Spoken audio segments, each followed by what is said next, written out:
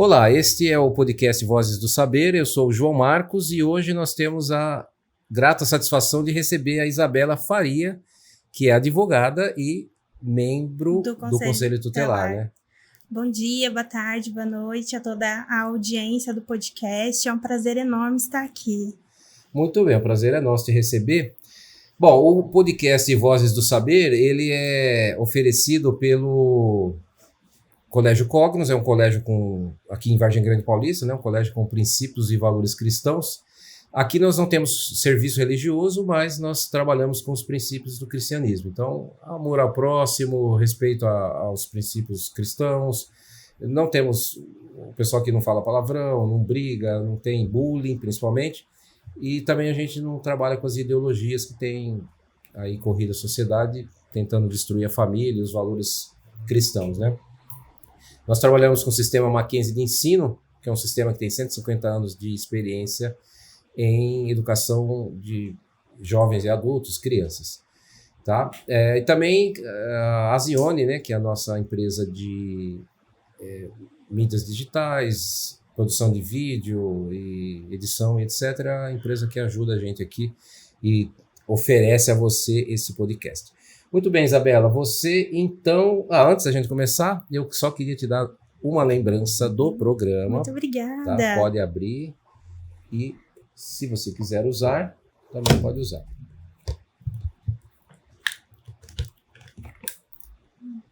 Obrigada. Muito bem, Isabela, você... hoje, então, você já era advogada na área da família, alguma coisa assim? Eu advogo há 4 anos. Tá. O meu enfoque sempre foi principalmente direito de família, né? Sempre trabalhando com essas questões, guarda, pensão alimentícia. Infelizmente, o divórcio foi muito forte na pandemia, né?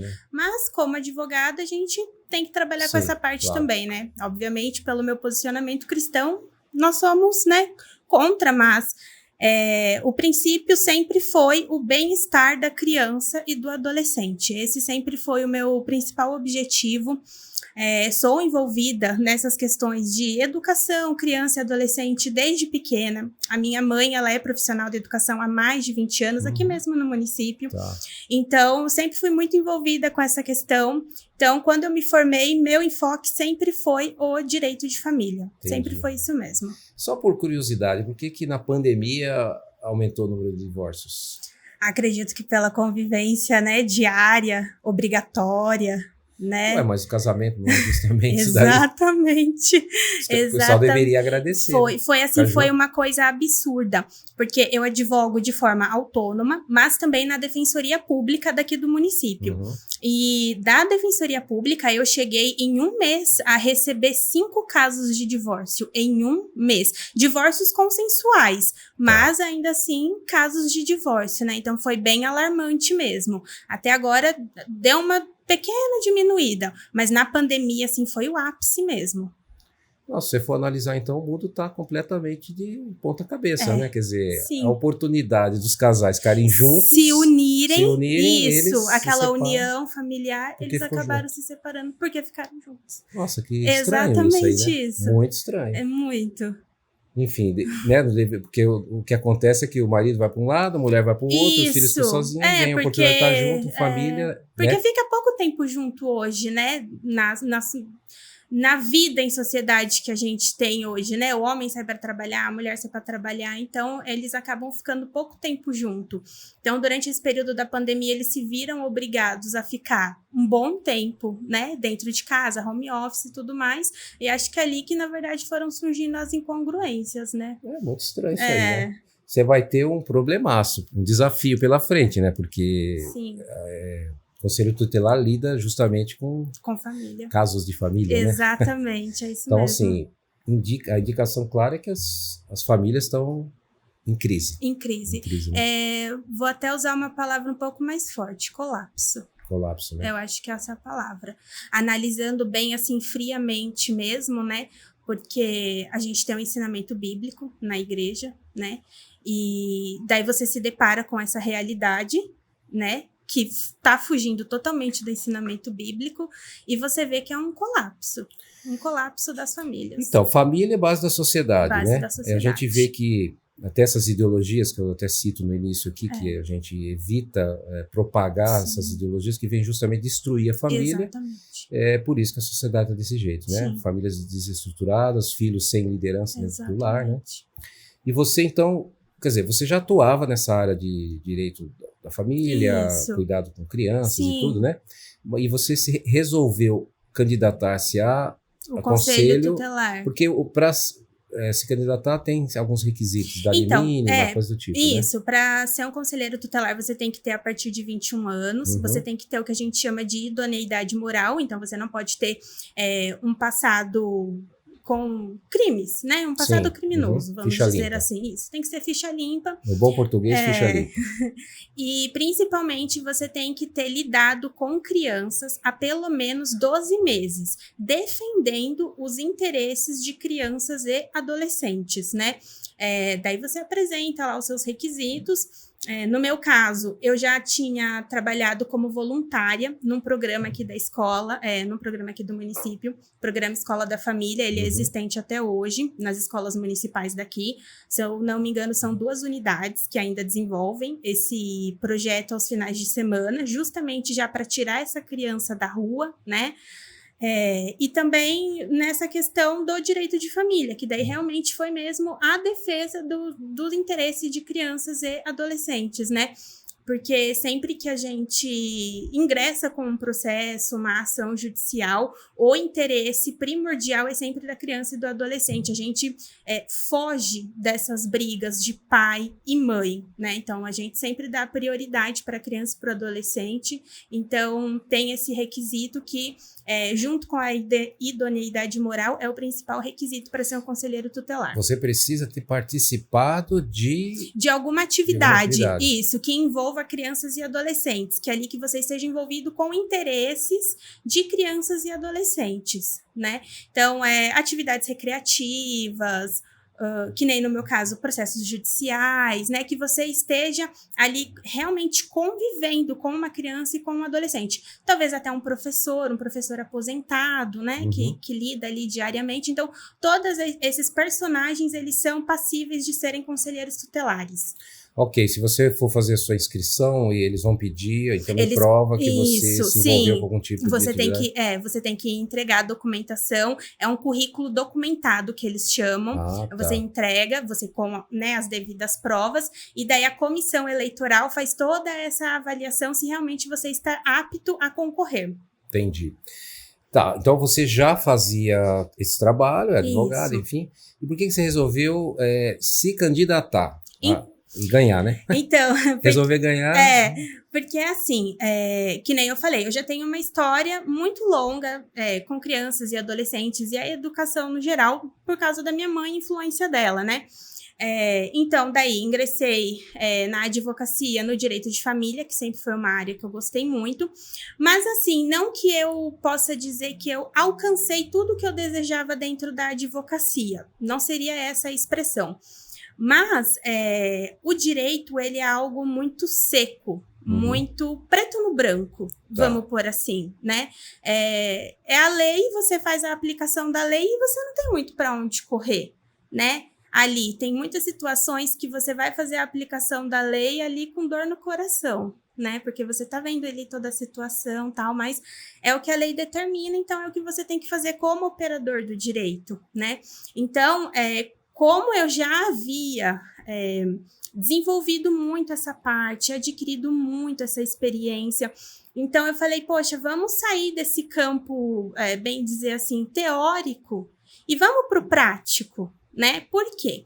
O conselheiro tutelar, se chega uma denúncia lá do conselho tutelar, você primeiramente vai analisar a situação da família, e se for o caso de ter uma possibilidade de recuperação daquela família, você vai dar os devidos encaminhamentos. Talvez para um psicólogo, talvez para um acompanhamento em grupo familiar, uma visita familiar na própria residência da família, né? Para entender o que está acontecendo.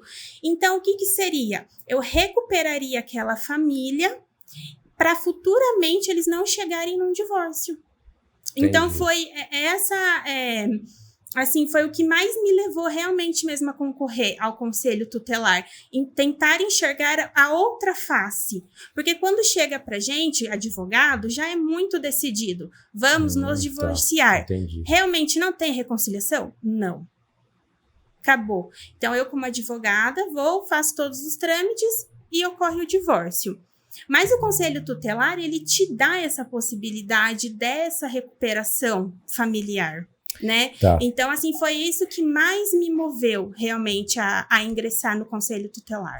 Agora, você falou que o conselho tutelar ele recebe denúncias, certo? Então, ele só age se vier uma denúncia? Ou o conselho tutelar é um órgão proativo que vai atrás, vai ver, para justamente evitar que chegue uma denúncia? Então, na verdade, o conselho tutelar, ele depende dessa provocação, Se né? ninguém provocar... Através de uma denúncia, né, do Disque 100, uma denúncia anônima.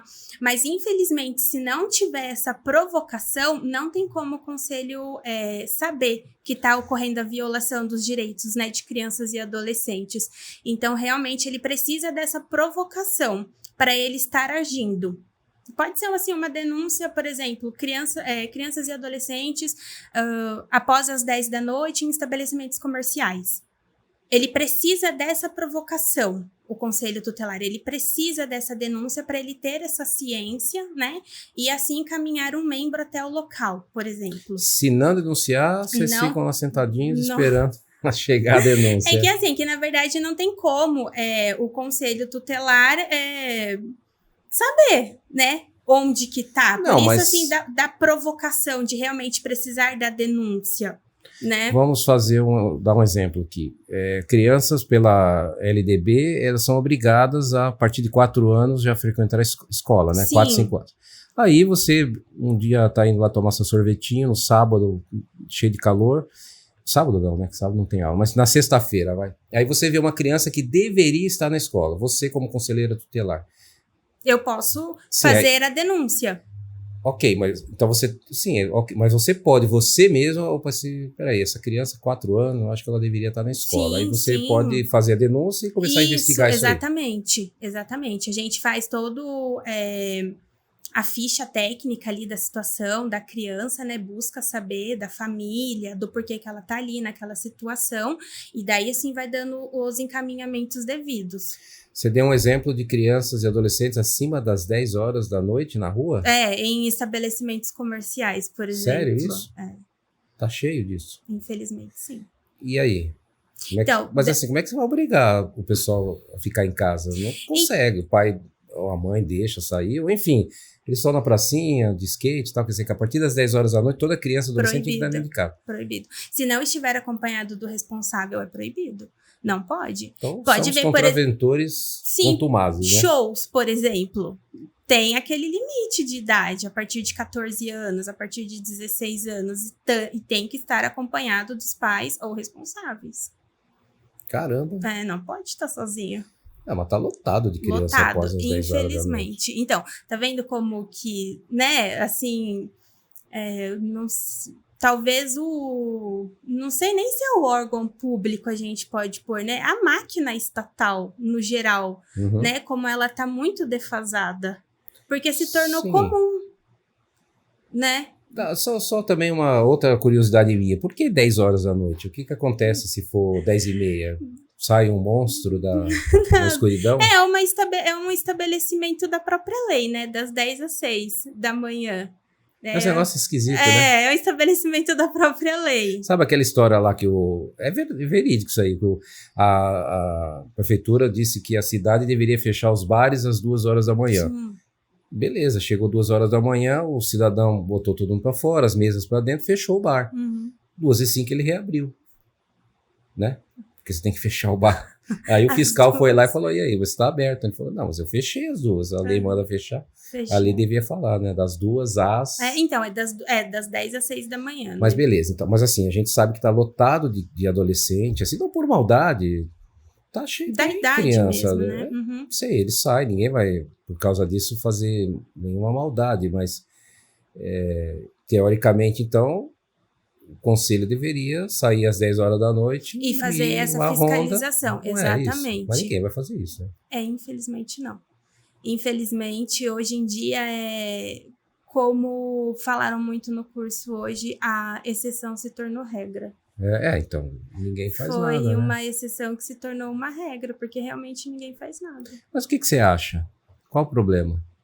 De uma criança e um adolescente estar após as Sim, 10? porque se você for analisar, adolescente até 18, 17 anos, 364 dias Os 12 meses, Então, você acha que um adolescente, com 17 anos, quase fazendo 18, qual o problema dele? Então, na verdade, assim... 17 anos é adulto já. Muitos deles têm filhos, já são casados.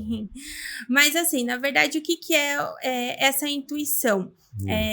Proteger essa criança e esse adolescente de coisas que tem, né, depois desses horários. Drogas, bebidas alcoólicas, situações de prostituição, né? Então, essas coisas, elas são muito mais frequentes na parte da noite do que durante o dia. Sim, né? Com certeza. Então, esse é o intuito, de resguardar essa criança e esse adolescente desse tipo de situação. Nesse horário, né? Tá. Garantir que vai estar em casa com os pais, ou se estiver nas ruas, em eventos, com algum responsável, né? Então, esse o intuito. Então, outro dia eu vi um videozinho de um rapazinho lá que estava fazendo um vídeo, porque ele tem 13 anos, né? E ele estava trabalhando na casa dele, lá com os pais. E alguém do conselho tutelar foi lá e denunciou porque ele não podia trabalhar aos 13 anos de idade. Também não entendo porquê. Enfim, eu não sei se ele estudava. A questão é que o conselho tutelar foi lá e proibiu, inclusive, ele fazer os vídeos, que eu acho que ele trabalhava e fazia alguns vídeos. Aí alguém denunciou, o conselho tutelar foi lá e proibiu ele de trabalhar e fazer os vídeos. Aí ele mesmo fez um videozinho lá, não é do trabalho, mas fez um vídeo lá no Instagram, dizendo que ele acha engraçado isso, porque na rua dele mesmo tinha lá uns adolescentes que acabaram fazendo uma maldade lá com a menina e tal, no fim acabaram tirando a vida da menina. E citou 2 grupos, né? Mas eles eram menores. Aí levaram lá para audiência de custódia, casa do menor, não sei o nome exatamente, mas como eles eram menores, foram recolhidos, mas depois soltos. Sim. Então, beleza, fizeram crimes hediondos e estavam soltos. E o menino que estava trabalhando para ajudar a família não podia. Sim. Então, assim, na verdade, como que o Conselho Tutelar, ele surgiu na década de 90, o Estatuto da Criança e do Adolescente, ele surgiu na década de 90 para colocar a criança e o adolescente como um ser da sociedade, porque até então nós tínhamos apenas o Estatuto do Menor. Esse Estatuto do Menor era o quê? Era muito para meninos, adolescentes que viviam nas grandes cidades, às margens da sociedade. Rio de Janeiro, São Paulo, né? Aquelas casos de chacina e tudo mais. Tá. Então, eles criaram, depois disso, e esse Estatuto do Menor, ele previa o quê? Apenas penas para esses menores. Por isso que até hoje a gente usa esse termo menor de idade, né? Então, por isso que foi criado esse Estatuto do Menor. Em 1990, com o surgimento do ECA, do Estatuto da Criança e do Adolescente, procurou-se colocar essa criança e esse adolescente como um ser da sociedade.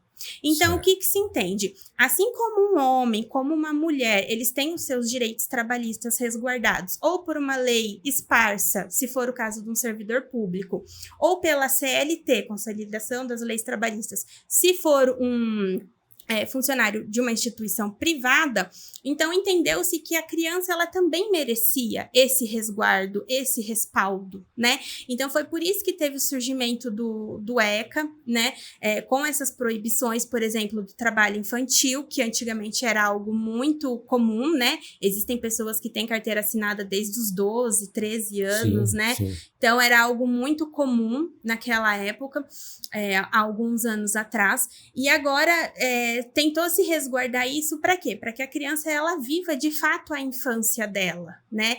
Porque a criança, o adolescente, eles precisam passar por todas essas fases. E entende-se que o trabalho para ajudar a família, que tire o foco de um estudo, do desenvolvimento mesmo dele, não é bem aceito. Então, é por isso que existe essas limitações, né, dentro do ECA. Eu coloco limitações porque a partir dos 14 anos já pode ser menor aprendiz, né, Sim. conciliado com a escola.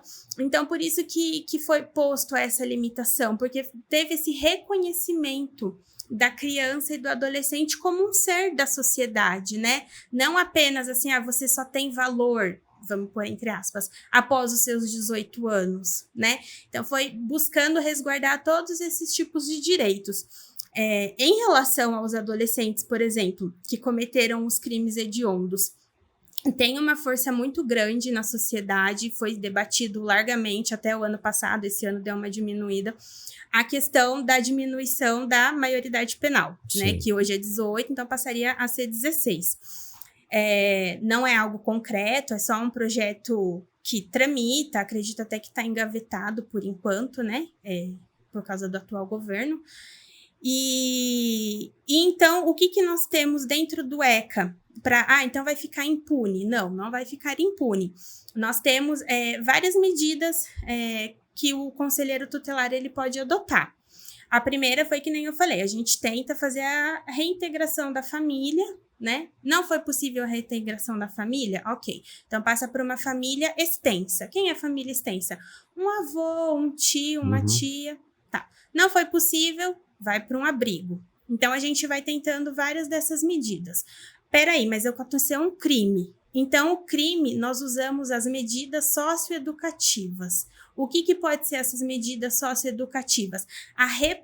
Daí vai depender muito do dano que ele causou. Então, pode ser, por exemplo, pichação. É crime. Então, ele foi e pichou um muro, mas ali dá para ele reparar. Então, ele vai e faz a limpeza do local, ok, medida socioeducativa. Agora, o caso, por exemplo, de um homicídio, né? Então, daí ele é recolhido até a Fundação Casa, né? Ele cumpre ali todo o tempo, ele não pode ficar mais do que 2 anos, né? Ou acima dos 21, né? Até hoje ainda tem esses 21 anos, embora a maioridade seja com 18, mas até acima dos 21 ele não pode, aí fica dentro da Fundação Casa, né? Que é onde recolhem eles e ali eles tentam, né, recuperar novamente para colocá-lo em sociedade novamente. Ali eles continuam estudando, eles continuam se profissionalizando para depois voltar para a sociedade realmente, talvez recuperados, né, entre aspas, vamos por assim. Assim, a gente ouve falar dessa Fundação Casa, né? Eu não tenho muita ideia do que é feito lá dentro, né? Mas assim, você falando, né, que eles vão estudar, vão procurar fazer uma atividade profissionalizante, dá a impressão que é um negócio bem bonito, né? Que o cidadão cometeu um crime, enfim, aí chega lá, bom, meu filho, agora aqui tem uma carteirinha para você sentar, estudar, no final do dia vou te colocar numa oficina, você vai aprender uma profissão e tal. É assim? Não, infelizmente não. O que acontece lá dentro? Infelizmente é muito no papel, né? Obviamente a gente tem algumas instituições que são modelos, que elas realmente seguem isso, né? Mas na grande maioria das vezes não é isso. É a ideia de presídios, né? Que os presos fiquem lá, os detentos fiquem lá para se recuperarem e voltarem em sociedade. Mas infelizmente a gente sabe que eles voltam até piores, né? Então, cometendo mais crimes, né? Então é a ideia, mas infelizmente não é o que acontece na maioria das fundações. Outro dia eu estava conversando com uma profissional, né, que ela, inclusive, é do Estado, né, e ela acabou pedindo exoneração e tal, porque ela, na classe que ela estava, eles colocaram algumas pessoas que são de LA, né, que eles falam, liberdade assistida. Certo. Então, saía da Fundação Casa e tal, e ia para dentro da sala de aula. Imagina, né, se ela conseguia dar aula e se o aluno estava interessado em alguma coisa. Né, ele era obrigado, porque o juiz mandava ele para a escola e tal. Enfim, então, um aluno dentro de uma sala de aula de alunos comuns, chegou ao ponto de desestabilizar tanto o professor que ele falou, não é para mim isso aí, entendeu? Não dá. Vamos dizer assim, seria irrecuperável, né? São situações complicadas, né? A gente pensar assim... Eu penso muito assim, mas daí é uma opinião extremamente pessoal minha, né? Claro que onde eu ajo dentro da minha profissão é tudo dentro da lei, sempre cumprindo, mas a gente tem opinião pessoal, né? Então eu penso muito assim, tratar o igual na medida da sua igualdade e tratar o desigual na medida da sua desigualdade, né? Então, se fala muito disso, de reinserção, de colocar, eu posso até estar comprando uma briga aqui agora, mas até da questão da inclusão de crianças em escolas normais, né? Não em escolas especiais, né, que tratem da deficiência da criança, talvez com um pouco mais de cuidado, né? Sim. Então, assim, é muito complicado essa questão de realmente pegar uma pessoa, porque às vezes ele tem 15 anos, é um adolescente de 15 anos, e ele tem toda essa vivência já, às vezes ele já viu o pai, o avô dele participando de tudo isso, de um tráfico de drogas e tal, então ele é a vivência dele, é aquilo que ele está acostumado. E você coloca ele na sala de aula de uma pessoa que nunca ouviu falar disso, né? Hoje em dia é difícil um adolescente que nunca ouviu falar de Sim. drogas, mas uma pessoa que não tem a menor... Não convive, né? Não tem o menor senso do que é aquilo, né? Então, assim, é muito complicado a gente buscar essa reinserção. Então, realmente, no papel fica muito bonito, Sim. né? Falar tudo isso, mas a prática, ela é bem diferente, entendeu? Então, por isso que, na verdade, eu penso que teria que ter o quê? Talvez um maior apoio financeiro de órgãos públicos nessa questão de Fundação Casa e fazer realmente esse investimento para que eles se recuperem ali, né? Mas não é possível, então por isso que daí eles são mandados para as escolas próximas que tem ali das fundações e daí as pessoas têm que saber levar, saber conviver, causa essa desestrutura numa sala de aula, num professor. Então, mas você vê, você já tem o próprio conselho tutelar, né? Que, infelizmente, a gente acabou descobrindo, né? Que ele só funciona se tiver uma denúncia. Ele poderia ser um órgão proativo, né? Sim. Afinal de contas, o conselho tutelar, ele tem um rendimento, né? Tem um expediente. Assim, ele é um órgão autônomo, né? Ele não responde para a prefeitura, por exemplo, né? Ele se sustenta por si só, né? Obviamente tem as verbas da prefeitura, tal, são mandadas pelo estado, pela federação, tal, mas o conselho tutelar, ele não é subordinado à prefeitura, né? Ele é um órgão autônomo, mas ele necessita dessa provocação, né? É que nenhum crime, por exemplo, a menos que seja situação de flagrância, a polícia necessita da situação de uma provocação, né? Exceto pela situação da flagrância de um crime, de alguma coisa, né? De uma contravenção. Então, o conselho tutelar, ele realmente necessita dessa provocação para poder tá atuando, né? Fazendo todo o serviço. Mas você acha que o conselheiro tutelar, ele poderia, sei lá, um idealista, né? Ao invés de ficar só aguardando uma provocação, ele ter um projeto de ir atrás e tentar resolver e descobrir coisa, então, fazer mais do que... Assim, na verdade, o que é permitido ao conselheiro tutelar e, infelizmente, poucos fazem. Por exemplo, eu tenho um caso lá no conselho tutelar de 2 anos atrás. Uma família numa situação de, talvez, violência doméstica, abuso psicológico e tudo mais. E aquele caso... A família passou ali por um tratamento no CRAS, um tratamento psicológico, e deu tudo certo, se recuperaram. Pronto, isso foi 2 anos atrás. E agora? E hoje? Essa família se mantém? Né? Tá tudo certo? Então, o conselheiro tutelar, ele pode fazer isso, né? Fazer aquela visita domiciliar, entendeu? Ele pode ter esse acesso. E aí, gente, tá tudo bem? Continua tudo certo? Vocês estão precisando de um auxílio? Né? O casamento se manteve? Vocês necessitam do atendimento psicológico novamente? Então, o conselheiro tutelar, ele tem essa liberdade, né? Até de fazer a integração de órgãos, né? A saúde, a assistência social, o Ministério Público, né? Então, o conselheiro tutelar, ele tem essa liberdade. Ele pode agir dessa forma. Ele pode, por exemplo, ir numa escola pública, né? E ver o prontuário dos alunos e conversar com a direção e verificar se está tendo... aluno que está tendo muita ausência, nota baixa. Daí é uma obrigação do diretor da escola. O diretor da escola, ele tem que fazer esse levantamento e passar para o conselho tutelar. Esse é uma incumbência do próprio diretor da escola. Mas o conselho pode cobrar, falar, cadê sim. Isso da escola pública, né? Sim. Ou da particular também? De ambas. Ambas, não difere. Tá. Particular. É que de particular vocês estão mais em cima, Sim, né? exatamente, Não tem como, né? Não, com certeza, né? A gente... Agora, infelizmente, na escola pública, acho que até devido à demanda, falta de funcionário, né? Tudo, a demanda é muito alta, o funcionalismo é muito baixo, então tem todas essas questões. Você acha mesmo que o funcionalismo é baixo?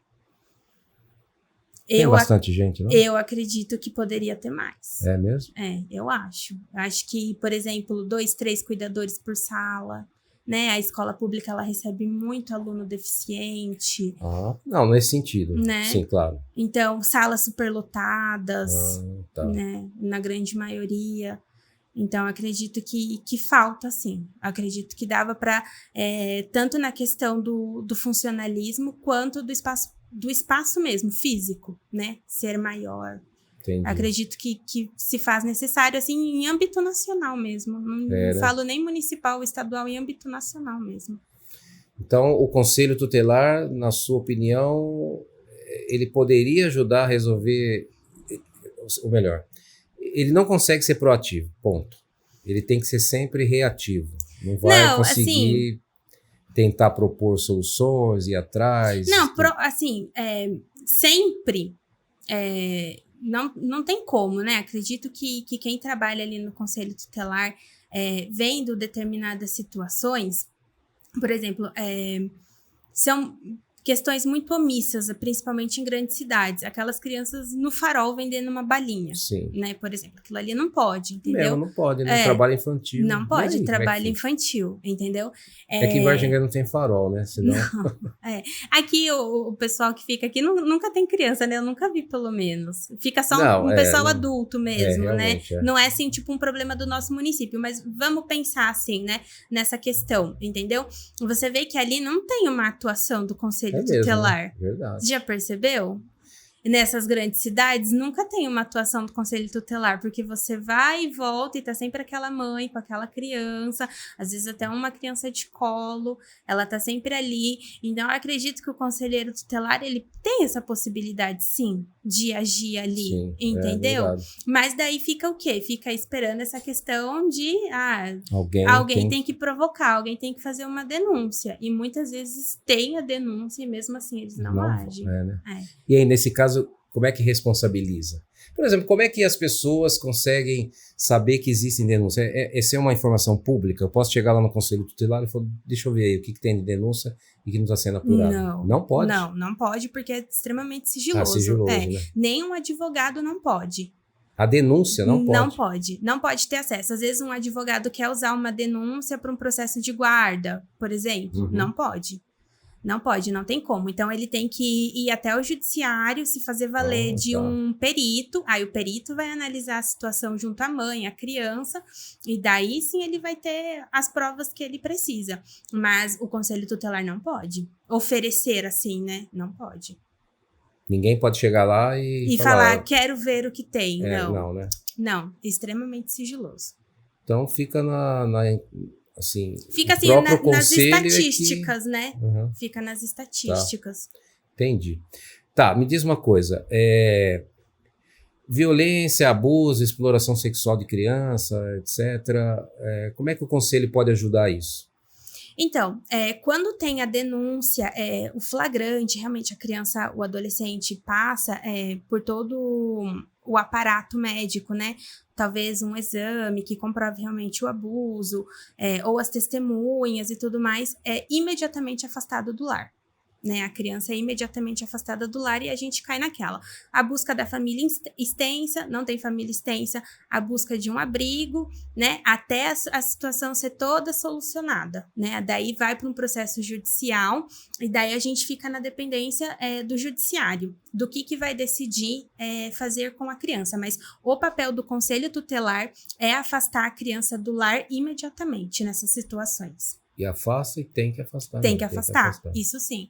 Isso daí acho que o top 1 do Conselho Tutelar é fazer esse afastamento da criança do lar. Aqui em Vargem Grande tem muito caso. Como é que é o ambiente aqui em Vargem Grande, assim, em termos de Conselho Tutelar?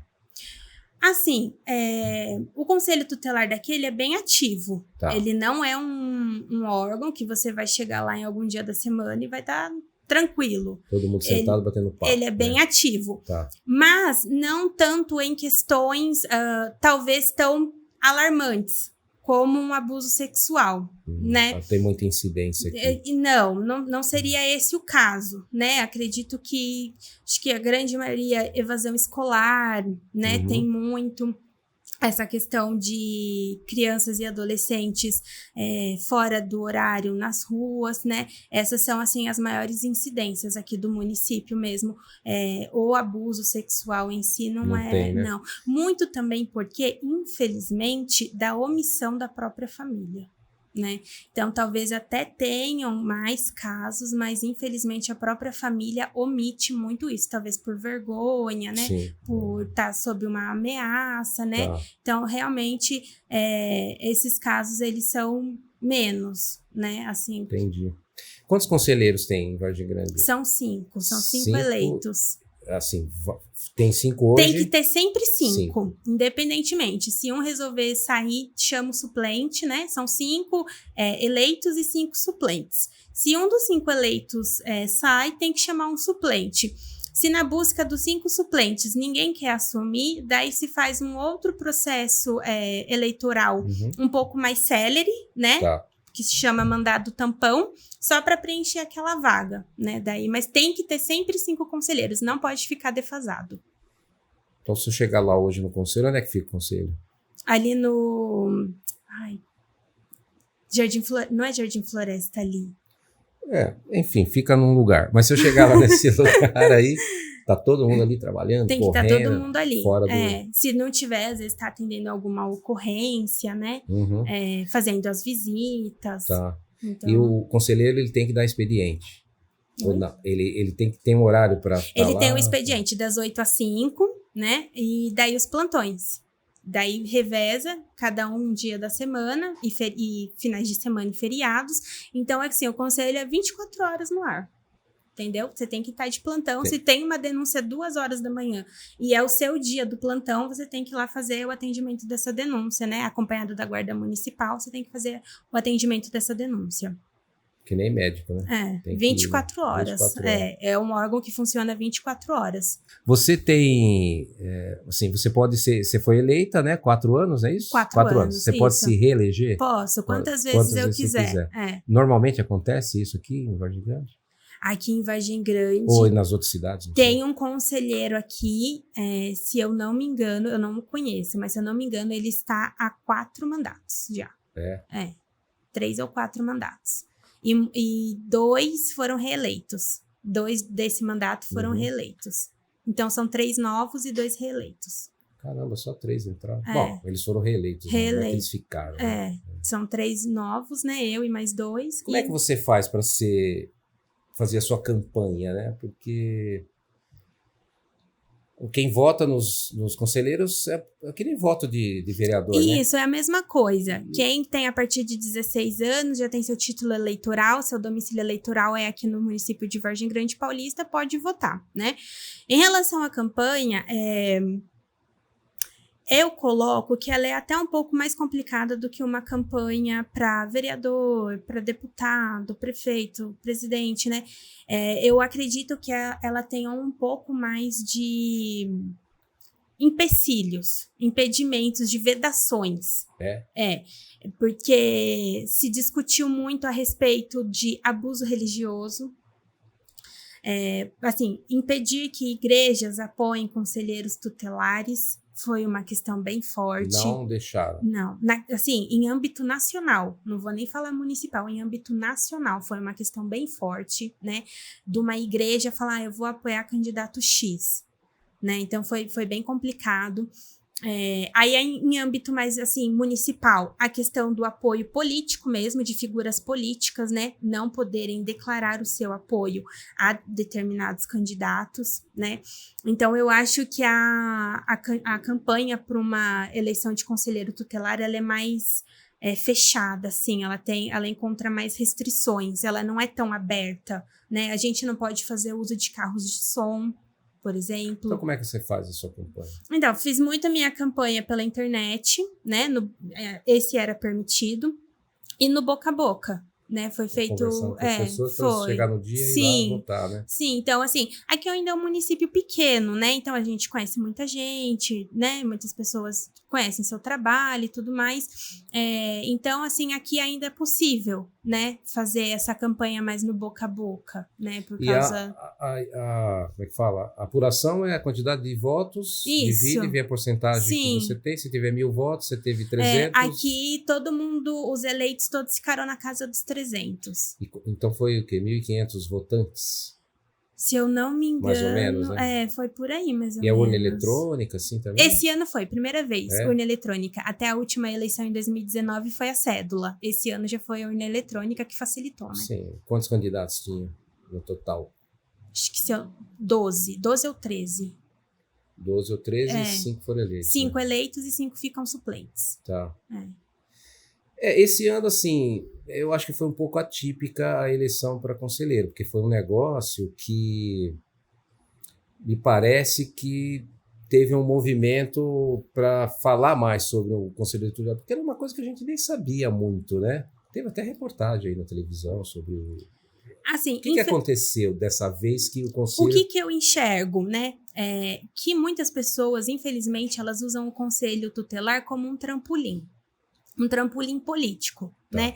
Porque você pode ver que muitas pessoas, elas se elegem conselheiros tutelares e logo em seguida, no ano seguinte, né, que já é eleição municipal, elas saem candidatas a vereador e ali elas vencem e abandonam o conselho tutelar, né? Sim, fulano do conselho. Isso. Então, assim, o conselho tutelar, ele é muito utilizado como uma espécie de trampolim, uma porta de entrada para essa vida política, né? Então, eu enxergo muito dessa forma. Mas, o que aconteceu?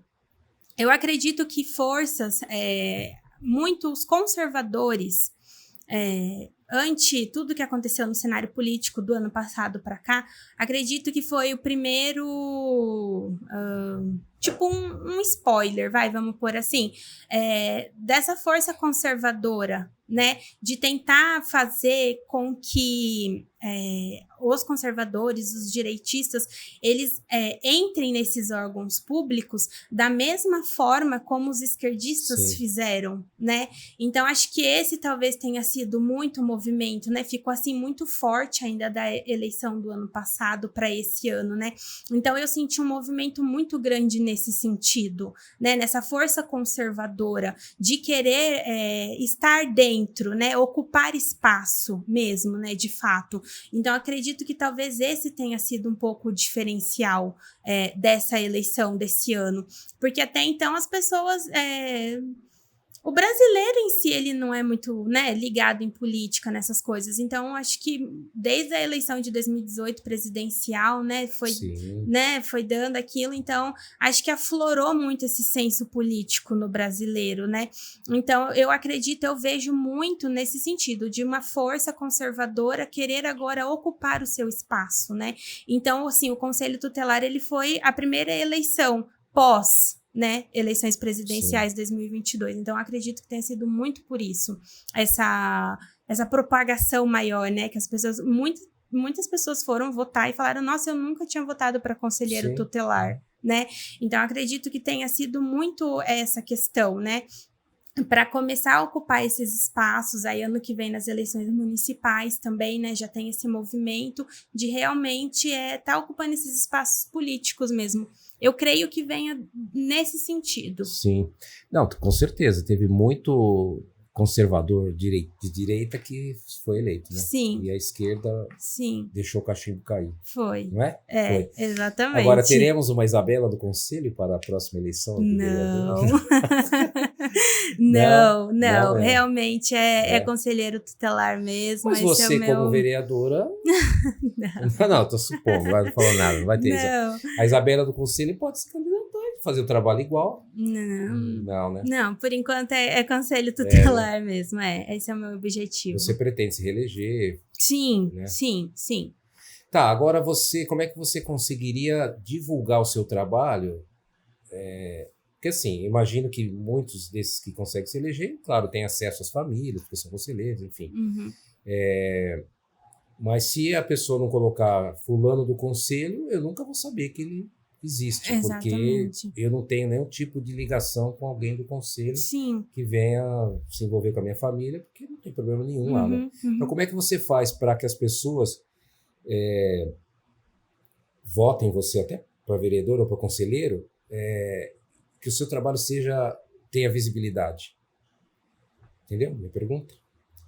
Porque assim, eu não vou conhecer as pessoas do conselho. Eu sei que você é do conselho, certo? Agora eu não conheço uma, certo? Sim. Mas o resto eu não conheço. Como é que eu vou saber o trabalho de um conselheiro? Então, o que eu penso? Eu acho que o Conselho Tutelar, talvez essa seja uma nova era para o Conselho Tutelar, essa eleição de agora, né? A partir de 2024.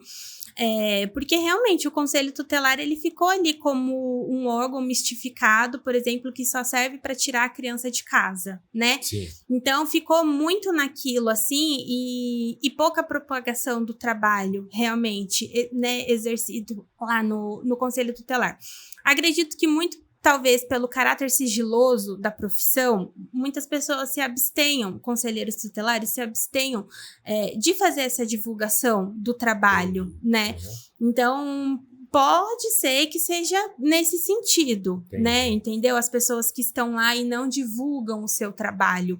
Mas eu acho interessante, dentro do limite, dentro do que é permitido, que a população no geral saiba, né? O que se passa, o que acontece. Talvez divulgar estatísticas do que acontece no Conselho Tutelar para que a população tenha ciência do que se passa, né, com crianças e adolescentes, né, a incidência do que acontece mais ou acontece menos dentro do município onde vivem, né, e saber também ali como lidar com o seu filho, né, dentro daquilo. Então, acredito que talvez seja, assim, uma nova era, até também pela questão tecnológica, né, que hoje em dia muitas pessoas têm mais acesso à internet, todo mundo tem um celular, né, então talvez seja um pouco mais fácil de fazer essa divulgação do trabalho, né, mas eu acredito que o que não foi feito até hoje, talvez seja pela questão do caráter sigiloso da profissão, né, eu acredito que seja um pouco em questão disso, né? Porque, na verdade, assim, o conselheiro tutelar, ao mesmo tempo que ele tem uma liberdade, ele é preso, assim, sabe? Ele tem até onde ele pode ir, né? Porque o Ministério Público fiscaliza muito fortemente, né? Então, assim, tem essa limitação. Então, eu acho que se vem mais ou menos dessa linha, assim.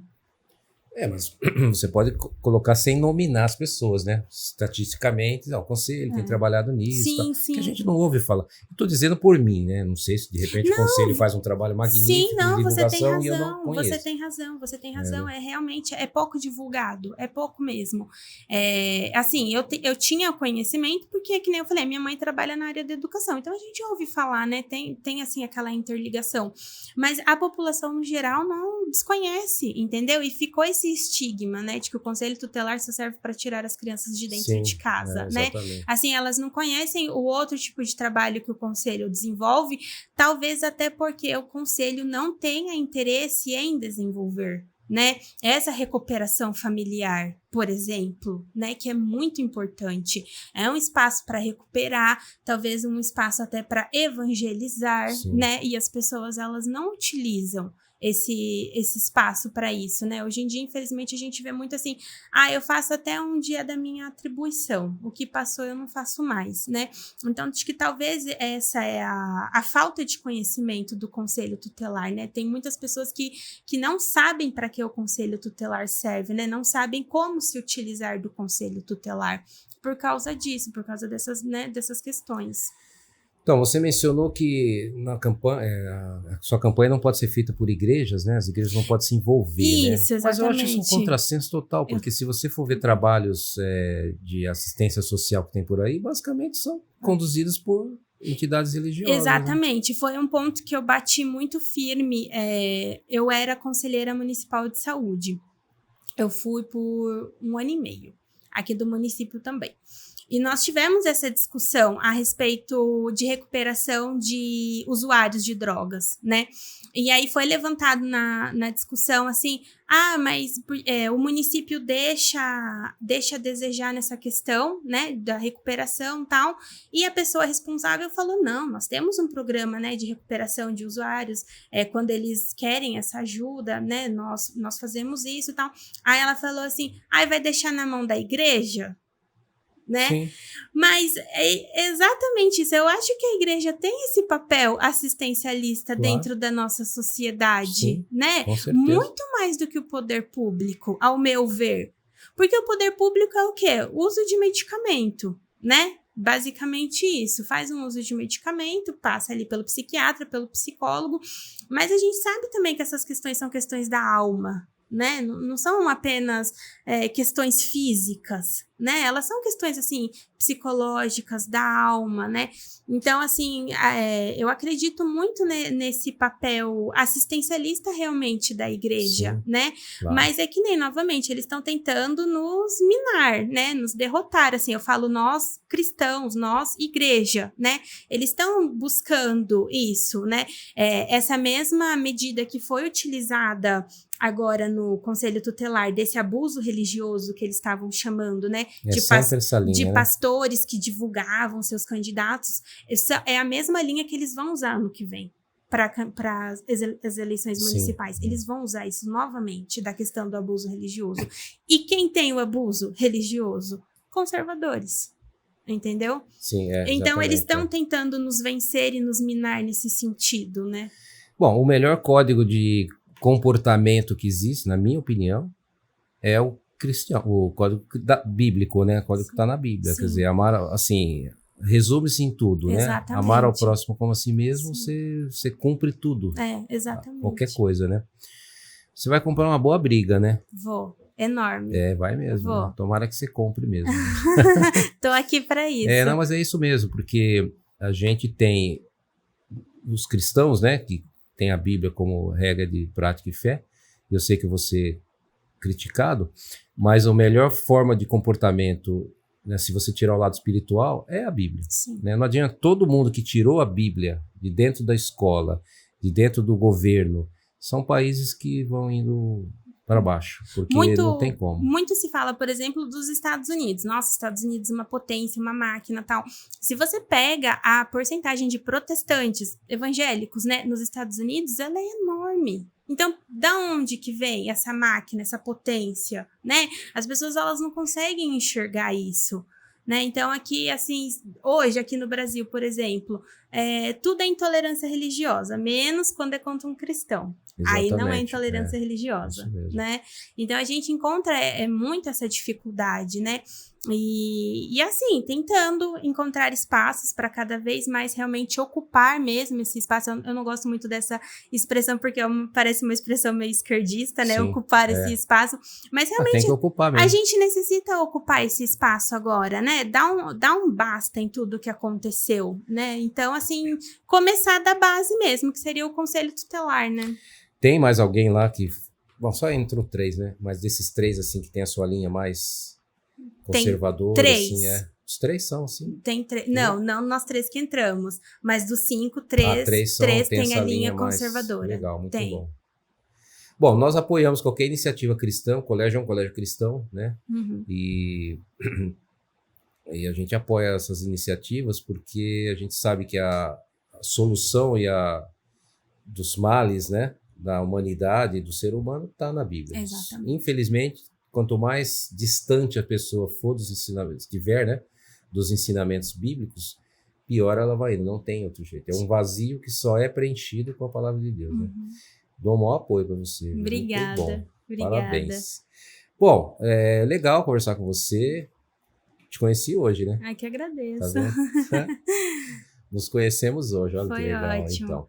E espero que você volte aqui, né? Até contando casos inominais, né? Não pode dar o nome, só dá as estatísticas. Casos de sucesso, se Deus quiser. Casos de sucesso.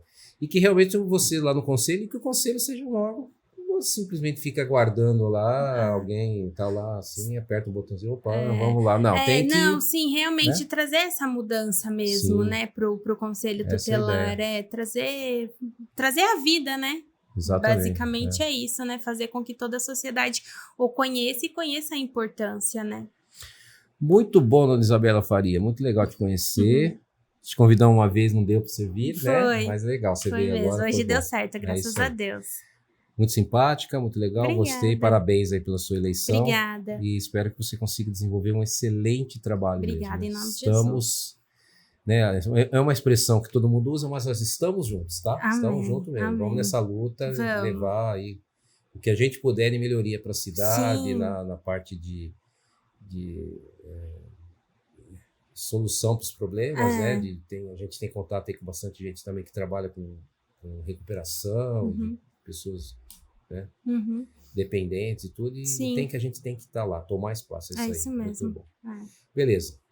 Bom, agradeço então a sua presença, Muito por você ter obrigada. vindo. Agradeço você que assistiu o nosso podcast. Não se esqueça, ou lembre-se de curtir, compartilhar e comentar sobre a nossa entrevista aqui. Espero você no próximo episódio. Até mais.